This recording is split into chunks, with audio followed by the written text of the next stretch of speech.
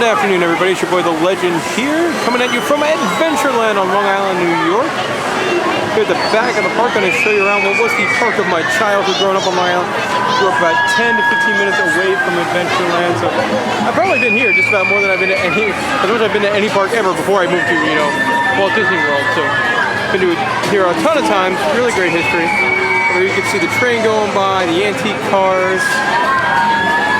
Of course, the pirate ship. One note, since the last time I've been here, they closed the Mermaid, so it's no longer a boob ride. But it's really great.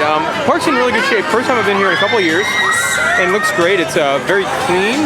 Everything's in good shape. And it's an older park. It's a park that opened in 1962, and it's really started to, I believe, embrace its history.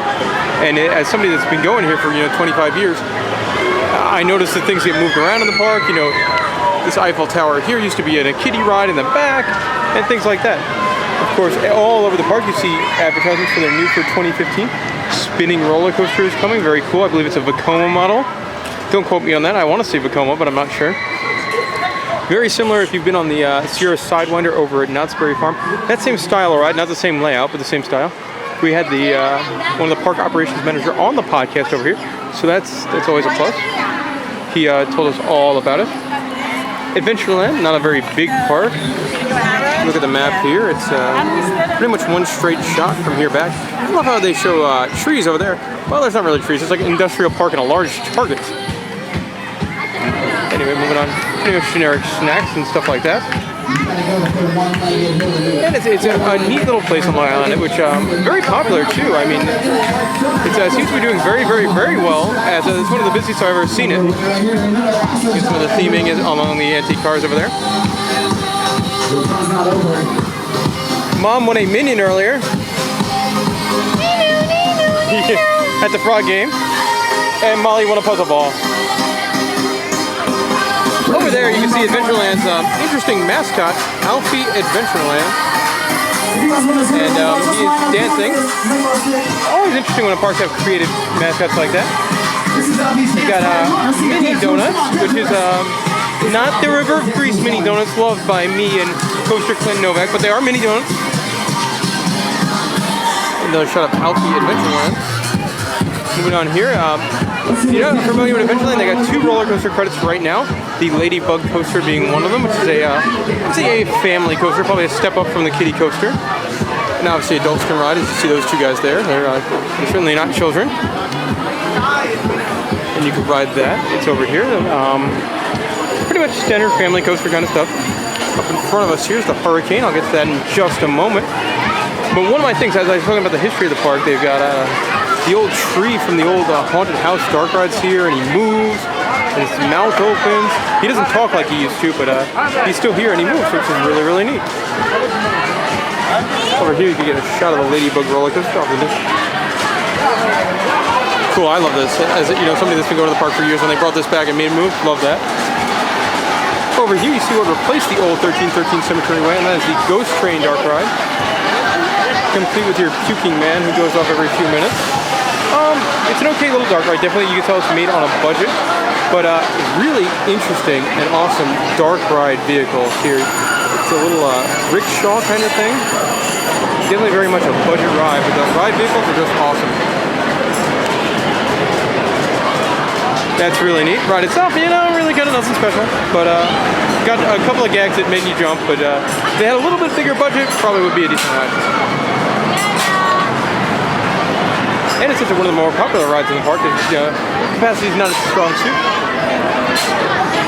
Moving on here, they've got obviously last chance to ride the Hurricane, so you could enter into a donation for charity and things like that. A naming contest for the new one, where you could donate money and get a chance to win a T-shirt and name the new ride. It's going to replace the Hurricane next year. Obviously, you've been on Windstorm over at Old Town. It's that Windstorm model. Good ride. Something I've been on a million times. I had to come back here one last time to ride it.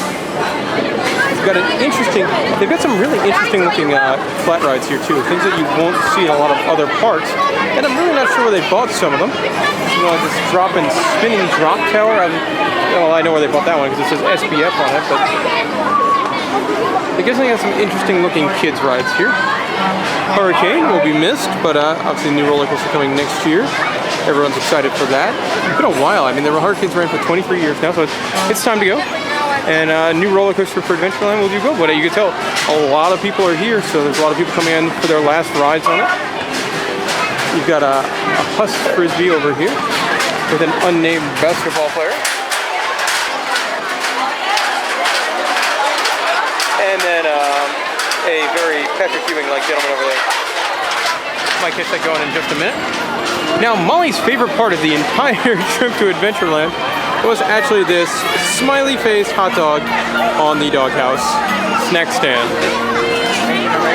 Now, moving on, we got a Music Express, which is, well, there's nothing really exciting about the Music Express. It's a Music Express. You've been on one, you've been on pretty much all of them. And that's a Music Express. Moving over here, you have the train station. It's actually something I really enjoyed. It's one of the went on about 3 or 4 rides today, and that's one of them. Now the train station, it actually takes you all around the park, which is cool. And also, throughout the ride, it's got all these great kind of history posters showing off a lot of old rides in the park, and you know, sort of when you go past where they were in the park, it'll show you a blast from the past poster, which I thought was really neat.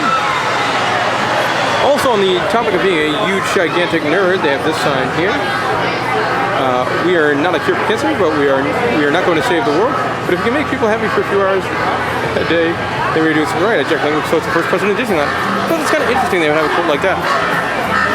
Moving on, one of the neater attractions here at Adventureland is the Crocodile Run, which is a water ride. And you're on your little alligator thing, and it's very, very cool, very, very different. Not many of these rides around. You get a steering wheel, which leap in or out of the waterfall and stuff like that. Very cool little ride. I know they have a version of Legoland down in Florida. But interesting, you know, depending on your driving, you're either going to get soaked or you're not going to get soaked. Very cool. And apparently that's the Crocodile Research Lab in there. Moving along, I'll take care of most of the adult rides here.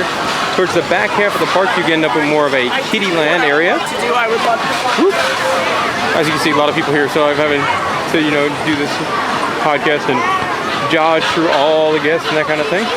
This is a absolutely adorable ride. It's a Little Dipper, which is their kiddie log flume, and it is completely 100% incredibly adorable.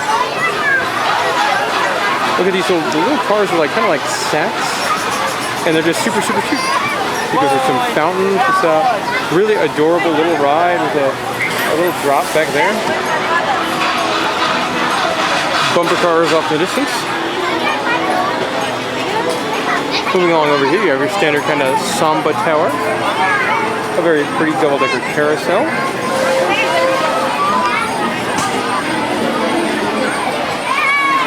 And once we get to the back corner here, you're really getting into hardcore kind of Kiddieland area.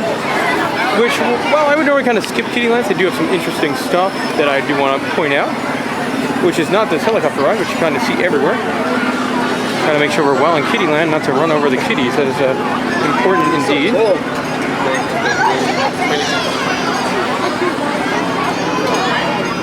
First, you've got this Viking type ride, which is interesting. You're in one of these boats, I would say kids ride, and it rocks back and forth kind of very gently as it goes around over the water.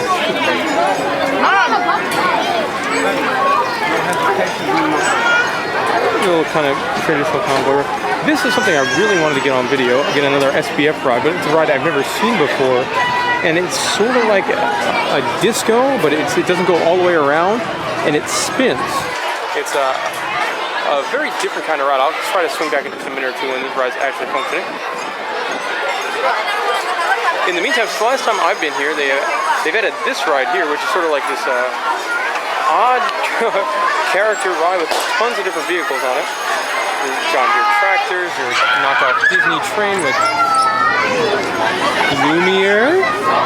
And it's got some really, really interesting ride vehicles, and it's very different. You can put about 1 million kids on it, which I'm sure is great for the capacity here at Adventureland. I guess I could stop here and just show you some of them. My personal favorite, and it's really cool. Like, kids sitting everywhere. Batman, Ecto-1, helicopter.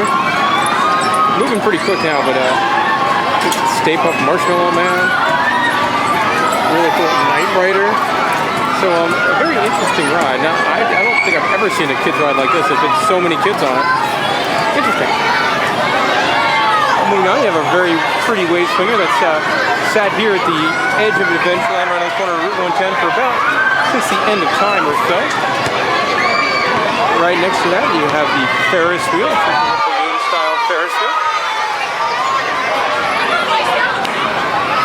Now, these rides are always a lot of fun. These surf-style rides. Some of them, if they're running in a good mode, can give you some nice airtime, which is always a big plus. I'm going to head back here to get a shot of this disco car ride in action. I do really enjoy Adventureland. It's a park I grew up with. You know, I've been here so many times, a couple times a year. Normally with me, I would always go in the evening with after my dad get off from work, and a nice night outside. We'd go and watch, go on a couple rides over at Adventureland. Get you an idea of how this ride operates. Obviously, an SPF version of a disco, and it's a very pretty looking ride. There you go. The Viking ride I mentioned before, that's this going over here. And I do enjoy Adventureland. Excited next year for the new spinning roller coaster. Did enjoy Sierra Sign winner out at Knott's, so I am looking forward to this one.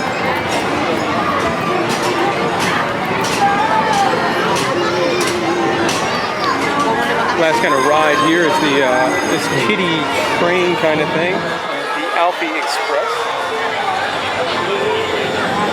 You got a giant arcade, which we played at earlier, which is really pretty enjoyable.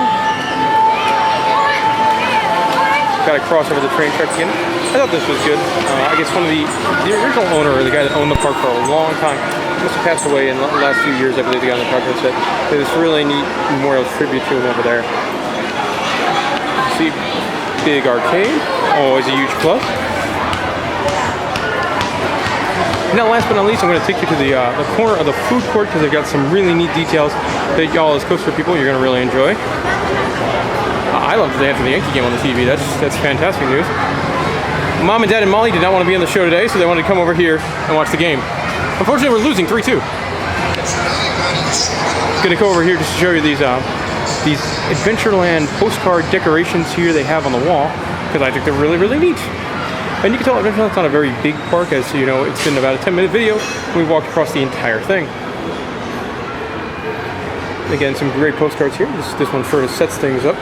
Greetings from Adventureland. Alfie Adventureland salutes America's great amusement parks, past and present. And you can see where that Eiffel Tower originally came from. Dear Adventureland, becoming the official mascot of an amusement park isn't easy. Before becoming Adventureland's official mascot in 2012, I used my super travels traveling through time to learn about and see some of America's greatest amusement parks.